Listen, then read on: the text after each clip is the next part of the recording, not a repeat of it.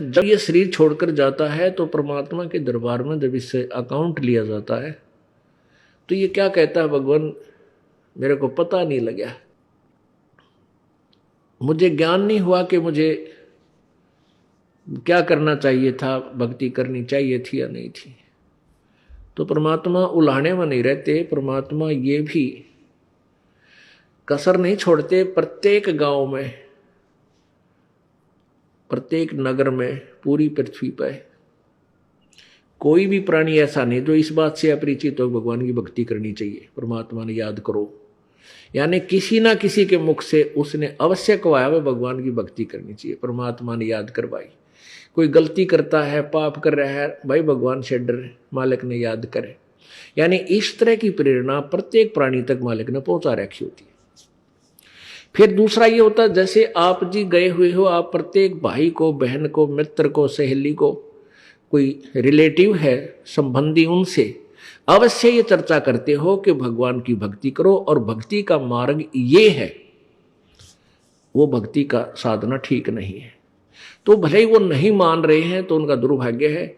जब वो सच्चे दरबार में जाकर खड़े होंगे और उनका कोई पुण्य उनके साथ होगा नहीं, क्योंकि भक्ति शास्त्र विरुद्ध है।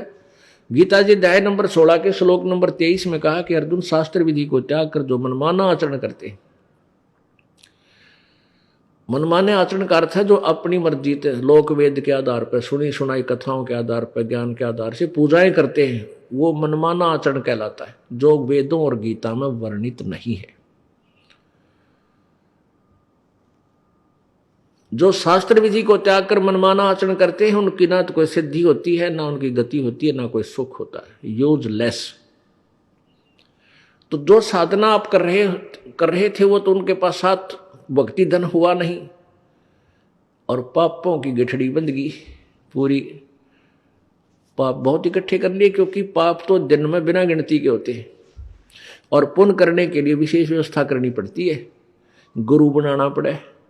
फिर जैसे गुरु जी बताओ वैसे साधना, पूर्ण गुरु, नकली गुरुओं से पूजा नहीं, ना उनकी कोई द्वारा बताएगी साधना से लाभ होने वाला। तो ऐसे पूरा गुरु मिले, फिर आप सच्ची लगन से, सच्चे तरीके से लगे, तब पुण्य बने। तो पुण्य तक कोई उनका बना नहीं, पाप की गठड़ी बंद गई। फिर वहां जा खड़ा हुआ धर्मराज के दरबार में। अब वहां ये एक बहाना बनाता है कि भगवान मुझे किसी ने बताया कोई नहीं, भक्ति कर ले। तब इसका फिल्म चलाता है परमात्मा, ये सब आप जो भी बातें जिसके साथ कर रहे हो, वैसे कोई गुप्त का गलती कर रहा है